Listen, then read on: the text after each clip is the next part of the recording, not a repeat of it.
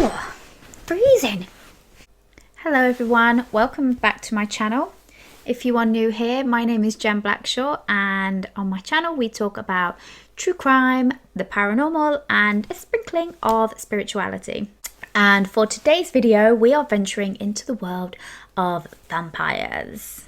Now, I love a good vamp story, and I was really looking to find something like in English folklore about vampires, and there really isn't a lot. Like, I think most vampire lore comes from Eastern European, doesn't it? Like Dracula. I love saying Dracula. I love saying that. But I did find one story that is pretty well known, and that is set in England. So today's video is all about the Beast of Croglin Grange.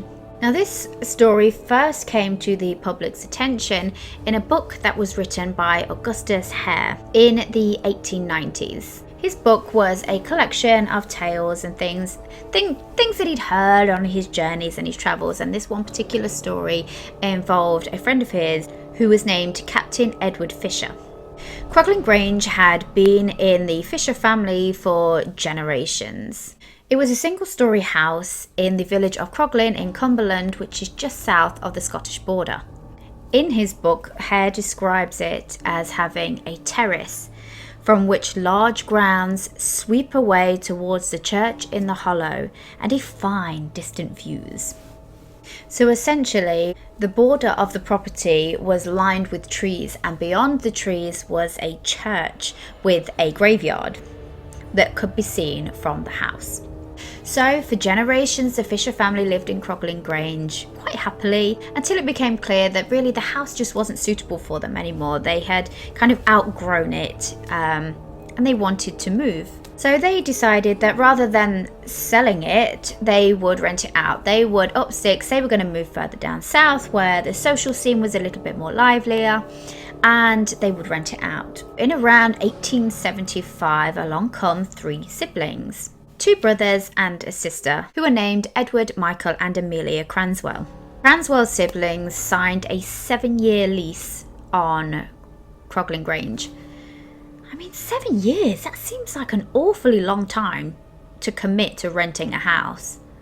I don't know, maybe that's how they did it back then, I don't know. The house is perfect for the three of them. There's plenty of space, none of them have children, and so they all move in and they settle in, and their first winter passes. Now, if you know much about England, particularly the north of England, the winters can be pretty harsh. That first winter passes without any incidents, and you know, the siblings, they really make themselves part of the community. They are the sort of people that can go into the local village and really get on with, you know, the poorer members of the community, but also they've got money. They know how to interact with the higher levels in society, so they've really become popular throughout the whole village. And like I say, at this point, nothing unusual has happened. They're quite happy living in Croglin Grange until the summer comes around. So one day, as summer's approaching, the weather's unusually hot, like disgustingly hot, you know, where you just sit and you can't move because you start sweating the second you move. And there's really, when the weather was like that, there was really not a lot for the siblings to do. So they decide that in the evening, they will have their dinner out on the terrace to try and get a little bit of that cool evening breeze. They sit outside, they're talking, they're enjoying their food, and they decide to stay out there because it's a beautiful full moon, so they're just sitting there enjoying the view. All three of them tire, and they decide that they are going to go back to their obviously separate bedrooms and retire for the evening. And this is where things take a bit of a sinister turn. So Amelia goes back to her bedroom. She's laying on her bed. She has the glass window closed, but the wooden shutters open. Remember, the house is all on one level, so her bedroom is on the ground floor. Now, normally, of course, at night, for safety reasons, shutters and things would be closed, and as well to try and make it darker to be able to sleep. But to try and keep the bedroom cool, she decides to leave the shutters wide open. So she's laying there, unable to sleep, and she's looking out of her bedroom window when suddenly she spots two lights in the distance. She's watching them, and these two lights seem to dance in between the trees that line the boundary of the property wall where it joins the graveyard. But as she's staring at them, she quickly realizes that these are not just two random lights. These are eyes. These are two eyes that are glowing in the dark, and these eyes are attached to a long, dark, shadowy figure. She couldn't tell what this figure was, but what she did know was that it was running very, very quickly towards the house. Now, if you've ever been in a situation where you are so scared, it's not uncommon for somebody to freeze and not be able to move. And that's exactly what happened to Amelia. By the time she was able to move again, this creature was right outside of the house, and she made a run for the door. Now, her door was right next to the window that she was looking out of, staring at this creature. So momentarily, she would have to go closer to this creature to try and go and get help. So as she runs for the door, this monster appears to go past her window and round the back of the building. She thinks this is my chance to escape. I need to go and alert my brothers. And so she's trying to open the door. Now, the door was locked from the inside, but it was stiff, and she was trying as hard as she could, but she could not get that door open.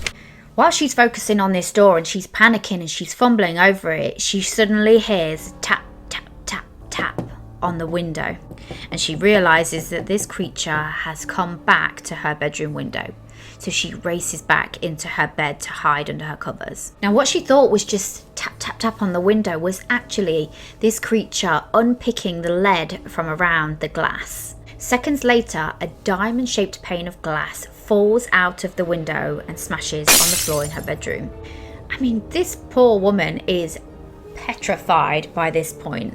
And again, all she can do is sit there and watch what's happening in front of her.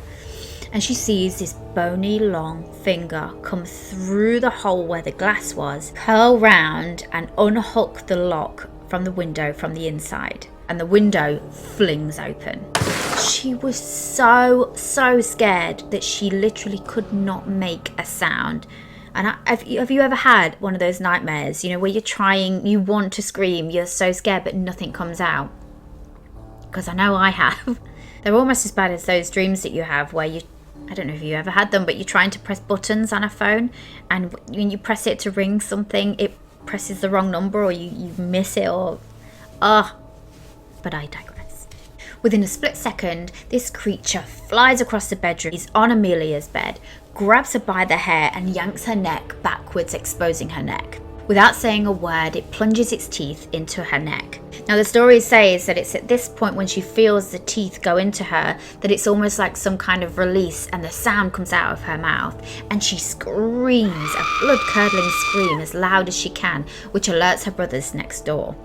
But of course, her bedroom door is locked from the inside, so the brothers, panicking, not knowing what's going on, are trying desperately to get into her bedroom. Eventually, they're able to bash the door down, and as they enter their room, they are met with the sight of their sister laying with blood seeping out of her neck, laying on her bed, and a shadowy figure leaping out of the window which it came in from.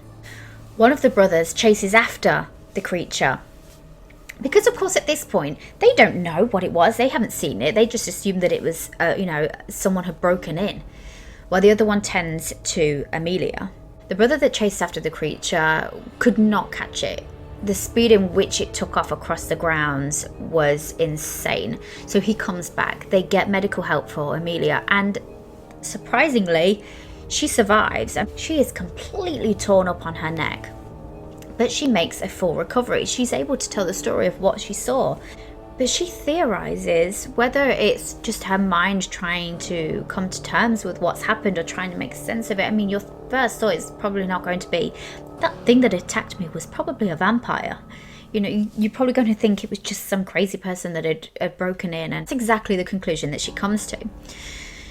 So the doctor suggests that because of the shock and everything, that it's probably best that the brothers take Amelia away on a break, to get her away from the house, take her somewhere for the summer where she can rest and recuperate and essentially so that she doesn't have a mental breakdown from the attack. So that's what they do. The three of them pack up and they go and spend the summer in Switzerland. It's while they're there that they're having conversations about whether they would even go back to Croglin Grange. You know, is this the right place for them? It was actually Amelia that convinced her brothers that they should return to Croglin Grange. By this point, they had decided that it wasn't a creature that had attacked Amelia. It was probably an escaped mental patient from a nearby asylum, because I guess they're just trying to come to some kind of logical explanation. And that if it was somebody that, you know, somebody who was from an asylum that had escaped, the chances of them escaping again and coming back are so small.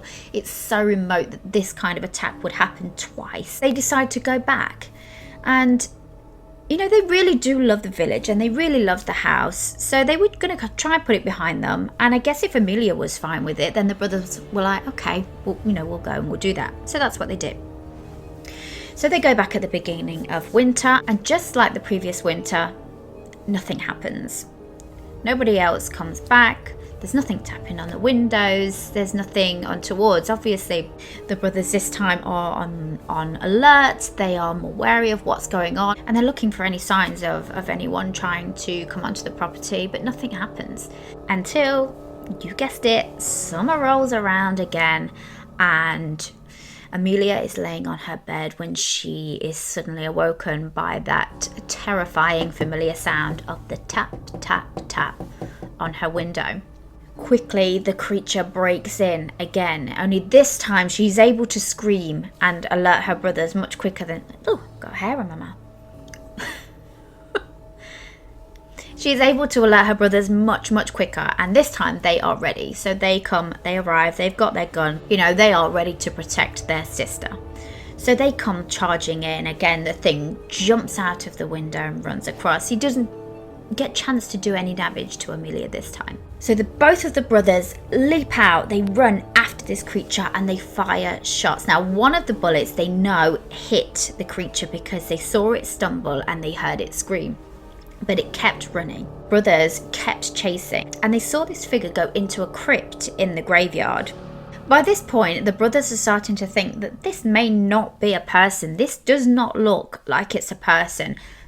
They're not sure what this is. So when it runs into the crypt, they go and get the local villagers because they want everyone to see what exactly this is.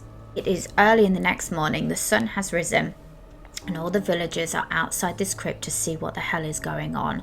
They are able to open up the crypt and they go inside and they see several coffins that are all smashed and damaged, apart from one that lays in the far corner of the crypt. The lid was over the coffin, but it wasn't secure, so they were easily able to push it to the side. And there they found what looked like the dusty remains of an old corpse.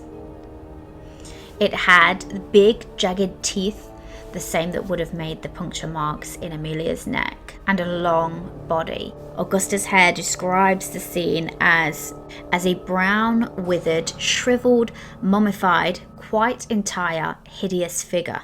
This was without doubt a vampire. The vampire that had broken into Croglin Grange and attacked Amelia. And there, on its leg of its shriveled old body, was a fresh bullet hole from the gun of one of the brothers, which further confirmed that there was no doubt that it was this creature that had terrorized this family.